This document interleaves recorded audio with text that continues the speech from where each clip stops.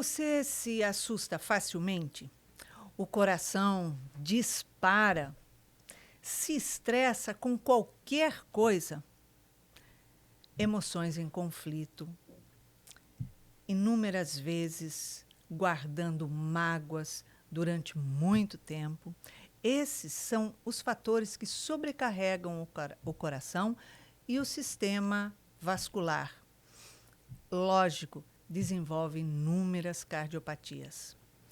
Bem-vindo ao episódio do nosso podcast Superando os Desafios. Hoje nós vamos falar sobre como ajudarmos você a superar seus desafios e manter um coração saudável. Eu sou Iraci Campos e estou recebendo para a nossa conversa de hoje o médico cardiologista, especialista em ressonância magnética coronariana, Dr. Marcelo Ridlich. Seja bem-vindo ao nosso programa. Obrigado, Iraci. Dr. Marcelo, como ter uma vida saudável diante de tantos estresses emocionais? Eu queria primeiro agradecer pelo convite, participar desse podcast.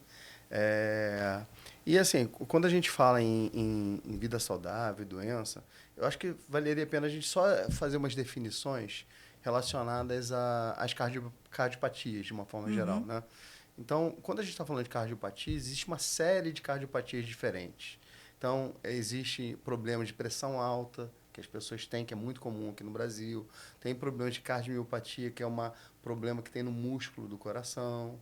E você tem outros problemas, como doença arterial coronariana, que é, junto com o acidente vascular cerebral, é a doença que mais mata no mundo.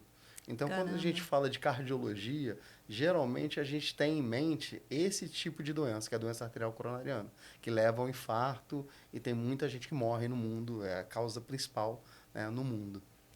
Os fatores de estresse. Nós vivemos num mundo que é tudo muito acelerado, todo mundo quer saber de tudo em todo momento. Não basta saber de tudo que está à tua volta. Quer saber o que está acontecendo no mundo inteiro, assim, instantaneamente. E acaba se estressando com notícias muito complicadas, dolorosas, sensacionalismo, muito fake. Então, tem uma série de complicações. E a pessoa acaba tendo inúmeras oscilações emocionais devido ao estresse. O quanto isso pode interferir e produzir algumas variações dentro das cardiopatias? Então, assim, até 1948, não se sabia exatamente quais eram os fatores de risco que levavam os pacientes a ter problemas. Então, em 1948, numa cidade nos Estados Unidos chamada Framingham, começou a se estudar a população toda. E começou a ver que pessoas com mais obesidade, pessoas sedentárias, pessoas que fumavam, que tinham colesterol alto, que tinham pressão alta, essas pessoas tinham mais infarto do que as outras pessoas que não tinham isso. E aí começou a ter esse estudo chamado Estudo de Framingham. E aí, então, nessa época, mais ou menos em 1948, que foram identificados inicialmente os primeiros fatores de risco, que são fatores que levam aos problemas que a gente tem muito comuns hoje em dia. E, assim, apesar de o estresse é um dos fatores que certamente está ligado com problemas no coração. Mas o estresse em si é uma medida difícil de você fazer. Porque como é que a gente mede estresse? Porque assim, a pressão eu posso te falar. Sua pressão está 12/8. Seu colesterol está 160.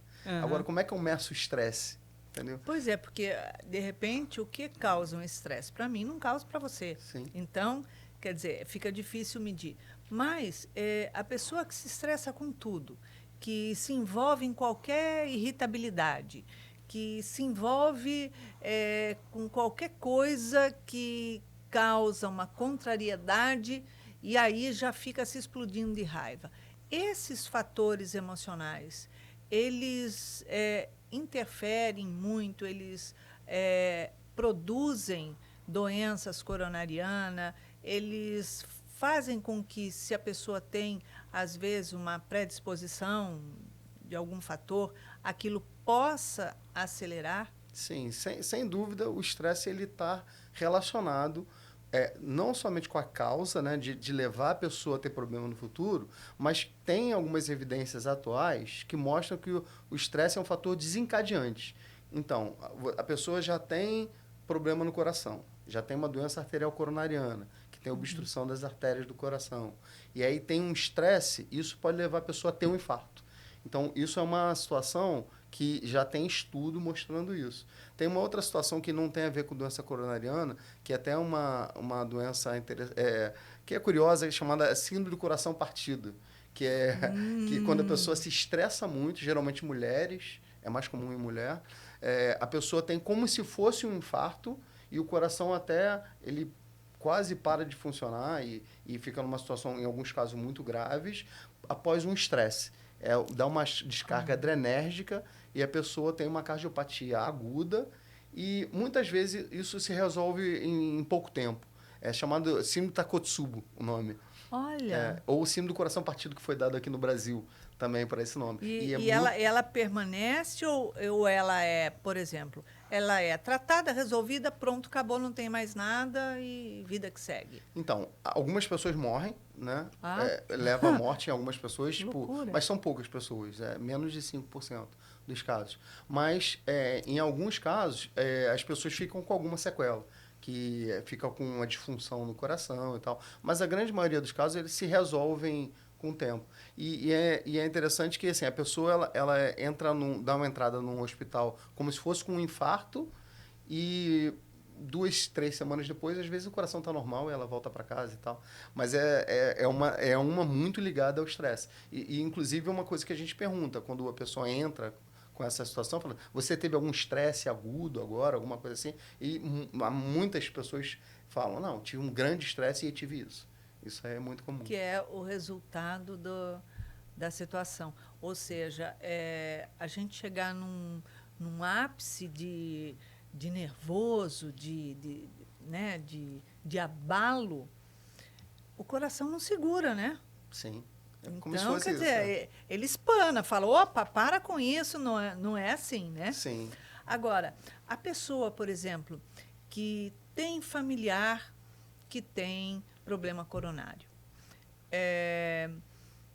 Isso é algo que o resto da família, né, os outros familiares, é fator preocupante de ter que se cuidar, buscar saber, interagir, ou seja, de estar fazendo periodicamente exames, alguma coisa, ou depende da fase da idade ou qualquer coisa assim? Não, essa é uma boa pergunta. Então, o que acontece? Nesse estudo inicial de Framingham, os fatores iniciais que foram identificados foram esses que eu tinha falado, da pressão alta, colesterol alto, tabagismo, o sedentarismo, diabetes e dislipidemia. Só que, num estudo depois que apareceu também em Framingham, mostrou que a história familiar de doença arterial precoce é uma coisa que também está relacionada. Então, se você tem alguém na família de primeiro grau, parente, pai, mãe, tio de primeiro grau, que teve doença arterial precoce, numa idade mais precoce, você pode ter dado essa característica genética e tem mais predisposição a ter um infarto cedo também. Então, quando a pessoa já tem alguém na família assim, é um sinal vermelho para falar, olha, começa a se cuidar ou começa a pesquisar se você tem algum problema mais cedo um pouco. Por exemplo, meu pai, ele teve 2 pontes safenas e 3 mamárias. E ele sobreviveu aí 10 anos, né? E o cardiologista dele, cirurgião, falou, olha, daqui 10 anos, provavelmente, porque já tinha outras artérias lá comprometidas, você vai passar por um outro infarto e vai ter que passar por uma cirurgia. E a gente ficou sempre com aqueles cuidados, mas nós nunca voltamos o olhar para a gente dizer, será que isso poderia ser hereditário? Será que a gente poderia ter que tomar cuidado? Sim. E eu mesma estava com pneumonia, não sabia, comecei com uma dor no peito, não sei o quê, e que era pneumonia, mas nem podia imaginar. E aí fui para o hospital e falei assim, eu estou com uma dor. Aí a pessoa, não, você tem que entrar pela cardiologia. Eu falei, não, mas eu não estou com dor no peito desse lado. Eu falei, é do outro lado, não é do lado esquerdo, é do lado direito. Falou, não, mas a senhora tem que entrar por lá. Eu falei, caramba! Né? Aí foi a primeira pergunta, teve alguém na família que tinha algum problema? Eu falei, tem, meu pai teve. Né? Então, aquilo foi uma coisa que me chamou a atenção. Porque o fato de ter alguém na família que tem aquilo é um fator da gente tomar mais cuidado. Sim, não é isso? sim, sem dúvida. Assim, você vê que mesmo a sua dor sendo uma dor atípica, do lado direito do peito, assim, toda vez que existe qualquer chance de ser doença coronariana, as pessoas interpretam como se fosse doença coronariana, porque é uma doença que mata muito. Então, geralmente se peca por excesso quando existe essa dúvida. É melhor do que... Entendeu? Agora, o fator de risco que a gente considera como história familiar positiva seria se o seu pai teve um infarto antes de 55 anos ou sua mãe teve um infarto antes de 45 anos. Porque a doença arterial coronariana é muito prevalente. Então, às vezes a pessoa chega e confunde isso e fala assim, não, porque assim, o pai às vezes fumou a vida inteira, era sedentário, colesterol alto, e aí teve um infarto com 65 anos. Isso não é considerado um fator de risco para os filhos. Entendeu? Ou seja, a idade é um fator... Sim, a idade que ele teve. A idade que ele teve. Ele tinha, acho que quase 80 anos. Não, aí não entra, não entra na sua conta. Não entra na minha conta. Um exame que eu faço, inclusive, é um dos exames eu faço ressonância e tomografia do coração. A tomografia é um exame que permite ver as artérias do coração e a gente consegue ver numa fase bem precoce se existe envelhecimento das artérias. Olha que interessante. É bem interessante, o exame dá uma informação legal. E aí muitos pacientes, às vezes, têm essa história na família de doença coronariana, e aí quando vem fazer exame lá comigo, eu falo, não, você puxou o outro lado da família. Você puxou o lado bom, olha só. Porque tem uma série de coisas, né? Quando a pessoa, por exemplo, ela tem sopro no coração, mas vai descobrir lá pelos 40 anos. Ela tem um fator, por exemplo, de outros riscos devido àquilo que ela já traz. Mas ela trouxe de nascimento, ninguém nem sabia que tinha, só foi descobrir, né? E aí? Então, o que acontece? Como eu estava falando, existem vários tipos de cardiopatia. Tem as cardiopatias que têm como se fosse um sinal vermelho para doença coronariana, que é essa doença que mata muito, e tem outras cardiopatias. Por exemplo, sopro no coração, ele pode estar relacionado com uma cardiopatia congênita, que a pessoa nasce com alguma deformação no coração e isso gera um sopro, ou pode ser uma simples válvula do coração que tem alguma alteraçãozinha, ou pode ser até os sopros fisiológicos, que são sopros que acontecem naturalmente em todo mundo, que é normal e não é preocupante. Mas o sopro, ele não está relacionado à doença coronariana. Mas é uma coisa que pode estar... É um sinal de alerta para falar assim, vamos fazer um ecocardiograma de tempos em tempos, vamos procurar um cardiologista de tempos em tempos para ver como é que evolui, para ver se você tem algum problema nas válvulas ou tem uma cardiopatia congênita e tal. A alimentação, ela influi negativamente para o desenvolvimento de alguma doença? Sim, muito, muito, muito. A alimentação é uma coisa que a gente mais faz, né? A gente faz, 5 vezes por dia, 4 vezes por dia. Ou faz todo dia, pelo menos, né? E a gente come muito errado, né?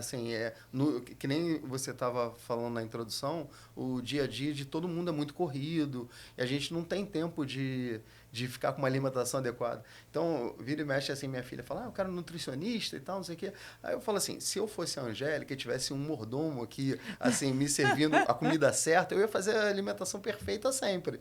Mas não é assim que funciona no dia a dia. No dia a dia, você trabalhou pra caramba, deixou de almoçar, e quando você vai almoçar, você almoça dobrado, porque você não... Então, é difícil você ter uma alimentação adequada. Mas a alimentação está muito relacionada também com aumento de peso, piora do perfil lipídico, com o seu colesterol fica pior, e você aumenta o risco de ter infarto, porque você tem obesidade, tem dislipidemia. Então, a alimentação realmente é uma das coisas fundamentais e é uma das coisas que é difícil você mudar quando o paciente vai no consultório. Porque quando o paciente vai no consultório e ele quer se cuidar, geralmente a gente orienta para fazer uma mudança no estilo de vida. E isso é uma das coisas mais difíceis. Porque eu falo assim, olha, você está sem tempo, mas agora você tem que dormir bem, você tem que fazer atividade física, 150 minutos por semana, você tem que ter uma alimentação adequada. E fazer isso não é simples, né? Não é, porque você tem que se colocar numa disciplina extremamente organizada e não sair. Então, olha, a carne vermelha não te faz bem.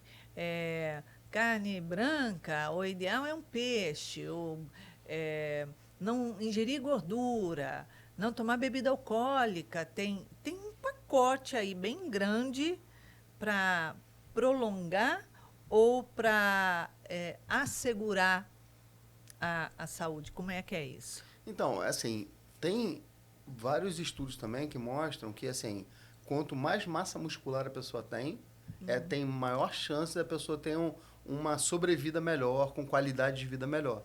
Então, você ter uma alimentação visando adquirir massa muscular e fazer musculação, fazer atividade física... Ai, gente, estou ferrada. Isso é uma coisa que valeria a pena, né? Tão necessário, né? A pessoa que pratica regularmente atividade física, ou regularmente ideal, assim, para ter uma saúde, né, coronariana, seria o quê? 3 vezes por semana, 2 vezes por semana, fazer musculação, caminhar.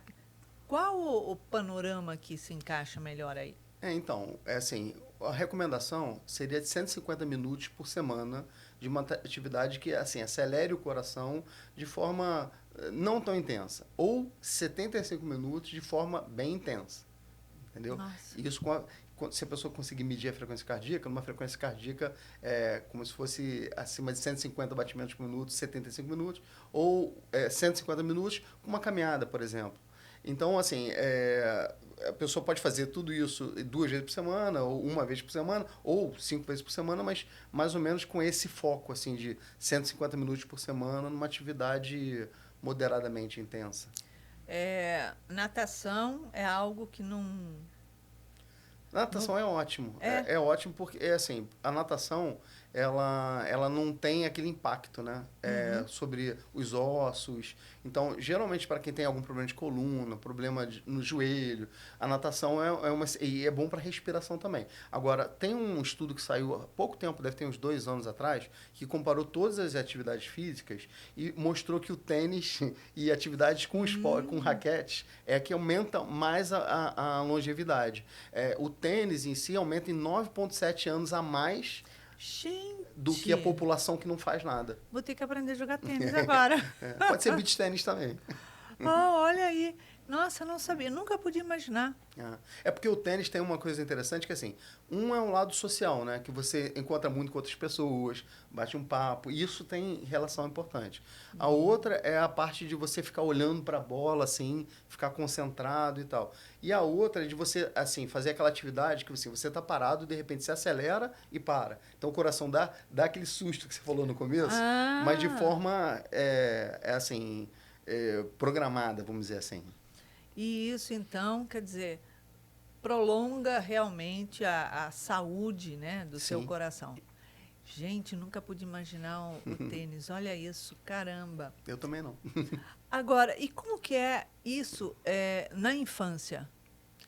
Então, a atividade física da infância é excelente. Assim, tem uma questão da formação, do crescimento das crianças e tal, que eu não vou nem entrar muito em si, porque eu nem entendo tanto, mas eu acho que a criança acostumar a fazer atividade física desde a idade que é permitido é um excelente hábito, né? Um hábito saudável, né? Geralmente, quando uma criança tem um problema no coração, alguma situação, aquilo vem de nascença. Alguns sim, alguns sim. Existem as cardiopatias congênitas que são raras, mas algumas crianças vêm com cardiopatia congênita. Muitas delas são bem tranquilas e você pode conviver com isso e ter uma vida normal. Outras não, outras requerem alguns cuidados que você não dá para ter uma vida normal e você tem que tomar cuidados mais intensos, né? Exames periódicos. O que o doutor aconselha? O que seria saudável para a gente ter uma vida saudável e saber que tem um coração saudável? Então, essa questão é uma questão, assim, que se a gente entrar o pé da letra em relação a check-up, por exemplo, essa é uma questão meio controversa, porque na medicina hoje em dia, tudo medicina baseada em evidência. Então, eu preciso de grandes estudos para chegar a conclusões. Então, assim, para eu mostrar que é bom para a população uma conduta, eu tenho que ter muitos estudos. Tem algumas coisas que hoje em dia não são questionadas. Por exemplo, você medir o seu colesterol desde novinho para saber se o seu colesterol, sua glicose está aumentada e tal, são situações que valem a pena e isso meio que é inquestionável. Só que tem outras situações, por exemplo, assim, você ir no médico todo ano para fazer check-up, isso não é necessário se você não tiver nada, entendeu? Se você não tem ninguém na sua família com problema, se você nunca teve problema. Entendeu? Isso não é uma coisa assim que, não, todo mundo tem que fazer check-up todos os anos. A não ser que a pessoa venha apresentando alguma dor, algum sintoma, entendeu? Mas dentro dos exames que você pode avaliar, o que acontece na prática hoje em dia, quando alguém vai no cardiologista, depois dos 35, 40 anos, o cardiologista pede alguns exames, como um teste de esforço, um ecocardiograma, faz um eletro no consultório, faz alguns exames de sangue, e geralmente é essa forma que é feita, entendeu? Mas essa questão é uma questão meio polêmica dentro da medicina. Não teria, por exemplo, buscar um cardiologista depois de, sei lá, dos seus 35, 40 anos, uma vez por ano, para ver se está tudo bem? Dependendo da situação, por exemplo, se a pessoa é hipertensa, aí provavelmente vale a pena você fazer alguns exames, ver como é que está a sua pressão, toda vez vai no cardiologista, fazer exame de sangue para saber como é que anda o seu exame de sangue. Mas, assim, numa pessoa assim, que nunca teve sintomas, e essa é uma questão meio polêmica. Essa não é assim, toda a população deve fazer isso. Apesar do exame que eu faço, cada vez mais ser usado para isso. Então, muitos cardiologistas pedem esse exame para mim em pessoas normais, só para saber se tem alguma obstrução que pode levar a isso. Inclusive, tem uma história interessante que tinha um tenista que jogava tênis comigo e a gente estava assim, tinha acabado de jogar tênis, estava lá no Marina e a gente estava conversando assim e tinha uma máquina nova que eu trabalhava e aí precisava de gente. Aí eu falei, tô precisando de umas cobaias. Falei brincando. Aí ele falou, eu quero. Aí beleza, e aí a gente tinha jogado até no mesmo dia, é assintomático. Aí ele foi fazer exame, tudo obstruído, teve que fazer operação no coração. Meu Deus!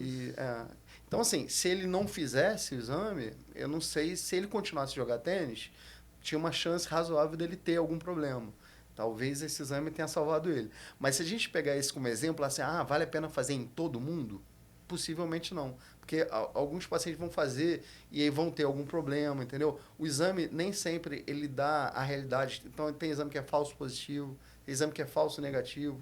Então, esses erros de exame podem levar o paciente a fazer um cateterismo e, às vezes, o cateterismo morre. Entendeu? Então, a situação ela é complexa, assim, não é tão simples assim, vamos fazer exame para todo mundo. Qual a situação que leva o paciente a fazer um cateterismo? Então, o cateterismo, ele é um exame que serve para a gente ver se tem obstrução nas artérias do coração. Uhum. E no próprio cateterismo, você tem uma situação que é chamada angioplastia, que você pode desentupir essa obstrução. Tá? O cateterismo, ele em si é o diagnóstico, para saber se tem obstrução. Então, você faz quando você tem uma grande dúvida se a pessoa tem obstrução. Por exemplo, se você procurar seu hospital com uma dor no peito, só que do lado esquerdo, tá? E aí faz um eletro na hora, e seu eletro tem uma alteração, que é um supra de ST, que é uma alteração que acontece no eletro, tinha uma grande chance de você precisar fazer um cateterismo, entendeu? Olha só. Então, assim, geralmente é um sintoma, uma dor no peito e uma desconfiança se a pessoa está infartando, entendeu? Ou seja, é um marcador ali importantíssimo numa situação dessa. Sim, exatamente.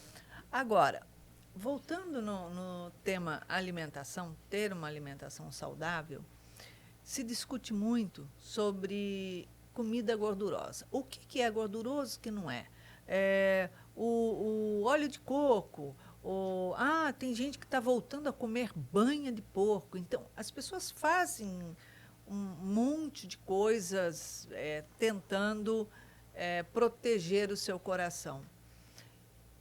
Esses tipos variados de gorduras, coisas gordurosas, seja ela for carne com um pedaço de gordura, enfim, isso tudo realmente é um fator de alto risco para o coração da Então, o que pessoa? acontece? A medicina é muito medicina baseada em evidência. Então, a gente vai na onda da evidência.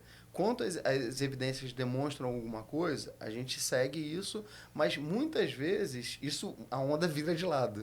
Por exemplo, ovo era uma coisa que era condenada há uns anos atrás. Fala assim, não, quem tem aumento do colesterol não pode comer ovo, que o ovo é rico em colesterol. E hoje em dia já não é isso. Então, ovo você pode comer ovo, que ovo é bom até. Café também. Café é bom. O ovo parece que é o alimento, que eu já li sobre isso pelo menos, o alimento mais saudável que existe. É um dos mais completos, Ai, tem que muita maravilha, proteína. porque é o que eu mais como na vida, eu adoro. E ovo tem muita proteína, entendeu? Tem gordura também. Mas gordura não é, hoje em dia, um grande vilão. Eu diria que os carboidratos hoje são piores do que a gordura. Porque os carboidratos eles estão em toda parte, né? Arroz, pão, batata, macarrão. E os carboidratos, aqueles de alto índice glicêmico, que é aquele carboidrato que você come e vira gordura, vira açúcar muito rápido, esses são piores do que a gordura. Então, por exemplo, a pessoa come uma batata assada, um arroz branco, sem salada associada. Essas coisas, assim, dependendo do quanto a pessoa come, isso às vezes é pior do que gordura. Agora, o famoso pé de galinha, o caldo de pé de galinha com colágeno, porque ele é colágeno puro, não sei o quê, ele não aumenta o colesterol? Eu já não sei. Porque ele tem lá a gordura da galinha, sei lá, tem alguma coisa ali, né? Então, assim, uma outra situação também que vale a pena desmistificar é assim, 70% do colesterol que a gente tem no nosso sangue é produzido pelo nosso fígado. Então, só 20% do colesterol que a gente que está no nosso corpo vem da alimentação. Olha só. Então, é lógico que a pessoa que tem uma alimentação muito gordurosa, ela vai ter um colesterol aumentado. Mas a maior parte do colesterol ela é produzida pelo fígado. Então, assim, é até recomendado quando a pessoa chega e tem uma dislipidemia, fazer inicialmente uma dieta. Só que numa consulta assim, você já consegue saber se a pessoa tem uma dieta saudável e não vai adiantar, quando a pessoa tem a dieta saudável, abaixar mais ainda o que ela come. Porque é o fígado dela que está produzindo muito. Entendi. Agora, a fé, a religião. Essa é interessante. Eu acho que aí já não entra na medicina baseada em evidência. mas eu acho que um dia vai entrar. Você acha que são fatores que vêm contribuir para um coração mais saudável? Aquele que tem a prática da orar, de meditar, de praticar a caridade, de se recolher junto com o Pai, junto com Jesus, junto com toda a espiritualidade que nos acolhe. Isso é um fator saudável para o coração? Assim, aí eu vou falar por mim. Eu tenho certeza que talvez isso a gente não tenha estudos mostrando. Tem até alguns estudos mostrando isso. Inclusive, eu tive num congresso que estava falando sobre espiritualidade e foi interessante que esse congresso não abordou muito as religiões, mas falou sobre espiritualidade. E falou que tinha um questionário que era preenchido e nesse questionário tinha uma pergunta assim, qual é o seu propósito de vida? E muitas vezes a pessoa parava ali e começava a chorar assim muito, porque muitas vezes a pessoa vive sem um propósito, né? Sem saber por que está vivendo. E isso realmente é uma coisa que pode fazer falta, né? Então, eu acho que assim, a fé e a caridade e você ter um propósito de vida, eu acho que realmente é uma coisa que vai ajudar muito. Maravilha, maravilha. Eu convido você a deixar uma mensagem para os nossos telespectadores aqui do podcast Superando os Desafios Afetivos. Ó, eu frequento o Seja que tem... não tem muito tempo, tem um pouco mais de um ano, e eu comecei a participar da parte do Instituto, de fazer caridade e tal. E a primeira coisa que eu acho que é a mensagem que eu deixo é que, assim, primeiro, não é esforço nenhum fazer caridade. Eu acho que só depende da gente querer. E eu acho que cada vez, quando a pessoa começa a fazer isso, ela se vicia nisso. E eu acho que isso só traz benefício, inclusive para o coração. Maravilha, maravilha. Chegamos ao final do podcast. Obrigada pela sua presença, doutor Marcelo. Muito bom ter você aqui com a gente. Eu que agradeço.